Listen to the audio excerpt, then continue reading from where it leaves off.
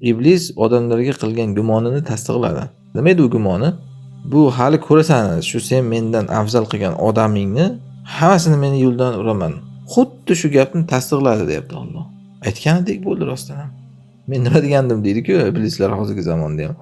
Men nima degandim deydi-ku iblislar hozirgi zamonda ham. Iblisning gapi ham to'g'ri chiqaveradi ana shunday. Ya'ni bu degani o'ylamanglar, iblisda juda katta qudrat bor ekanda. Nimaga desang, Alloh men uchun yaratuvdi odamzodni o'ziga ibodat qilish uchun ya'ni. Ular esa bu aytgandek chiqmadi. Bular hammasi iblisga ergashib ketib qoldi-ku bu. Nima degan bo'ldi endi bu? Men nima degandim deb iblisning aytgani to'g'ri chiqib qoldik mana.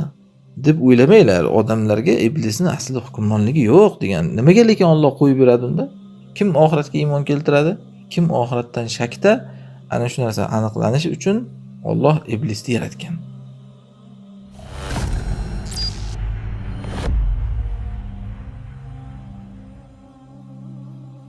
Va alaykum assalom va rahmatullohi va barakatuh. Aytadilar, shayton jannatdan Odam alayhissalomga sajda qilmasligi tufayli haydalgan.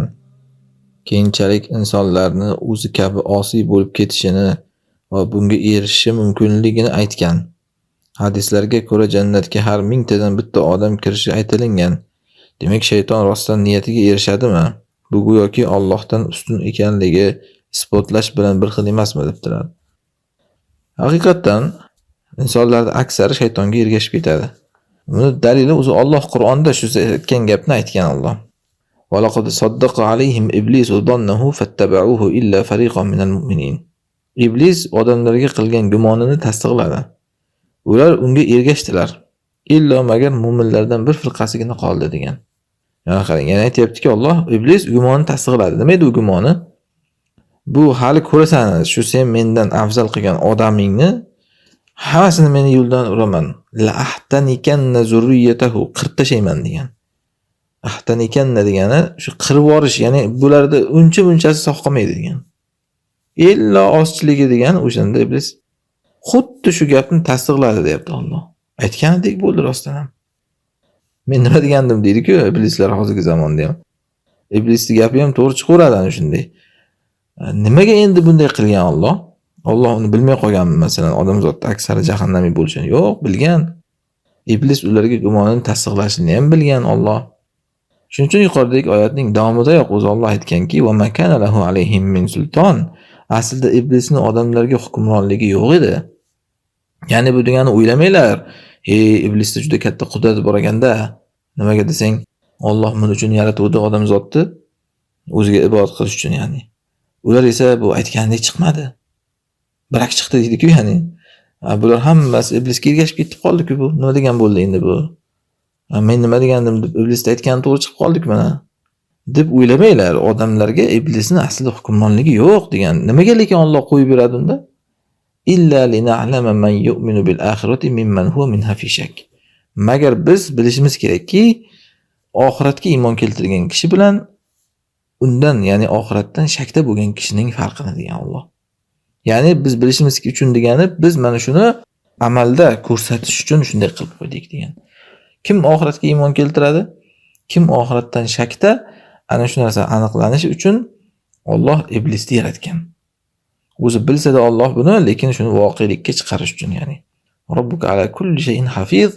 Robbingiz hamma narsani saqlab turuvchidir degan. Ya'ni hamma ma'lumotni Alloh saqlab jamlab turibdi. Mo'minni asraydi, u iblisga o'xshaganlarga ergashadi. Bundan bilamizki, Allohga kamiyat kerak emas. Asli hech narsa ham kerak emas Allohga, lekin endi o'sha tanlashida ham deyapman-da, kamiyat degani sanoq, adad. Millionta, trillionta odam kerak emas. Allohga kayfiyat kerak. Ya'ni qanaqangi banda bo'lish kerak. Qancha banda bo'lish kerak yo'q. Trillion odam do'zaxga ketmaydi mana. Hadis qudsiyda Alloh aytgandek, "Vala ubali menga nima degan, ketaversin." Lekin Allohga o'sha salmoqlik son emas, salmoq kerak.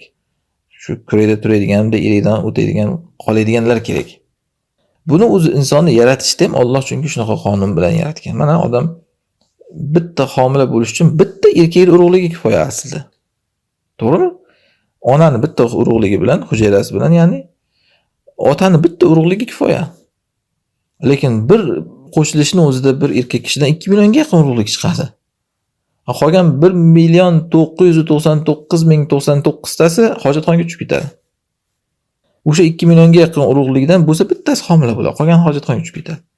Undan oldin ham o'zi yana nechta 2 milliontalar, undan keyin ham homila bo'lgandan keyin ham yana necha milliontalar hojatxonaga tushib ketgan bo'ladi u. Lekin ana shu million urug'liklardan bittasigina odam bo'lib tug'iladi o'zi. Inson yaratilishidayoq o'zi mana shu qonun bormi? Xuddi shu qonun ertaga qiyomatda ham ishlaydi. Ya'ni million odamlar do'zaxga tushib ketaveradi, ular ichidan ajralib shu bittasi jannatga o'taveradi. Chunki Allohga sanoq kerak emas, ya'ni. Bu degani iblis kuchayib ketdi degani emas. Iblis borlig'ida Allohning murodini amalga oshiradi. Bu qadariy murodi, shar'iy emas. Qadariy murodi degani o'sha jahannamiy bo'lishi. Voqelikda tasdig'ini topishi. Alloh kimlarni o'sha jahannam uchun yaratgan. Ana o'shani iblis orqali Alloh tasdiqlaydi, ya'ni. Bu degani iblis Allohdan ustunligini isbotladi degani emas. U lekin shunaqa deb o'ylaydi, to'g'ri. U iblis Allohga taqlid qiladi hamma narsada. Shuning uchun o'zicha arsh yaratib olgan, u ham arshini suv ustiga qo'yib, o'ziga sig'intiradi odamlarni. O'ziga ashkar to'dalaydi, o'zicha vahiy qiladi u ham o'zining ergashuvchilariga. Iblis Allohga taqlid qiladi, hamma narsa o'zini Allohga o'xshatishga harakat qiladi. Shuning uchun mana zardushlarga shu aqidasini singdirgan ham, o'zini ilohiylashtirib, Ahuramazda ahriman deb, yovuzlik ilohi, ezgulik ilohi deb ilohiylashtirib olishgan iblisni, ya'ni. Iblisning maqsadi shu o'zi. Qiyomatgacha o'zicha iloh bo'lib yashashni istaydi, ya'ni. Lekin bu degani endi bo'ldi degani emas, shuning uchun jahannamga tiqadi Alloh qiyomatda uni o'sha ergashgan bandalarga qo'shib, ya'ni. Alloh alam.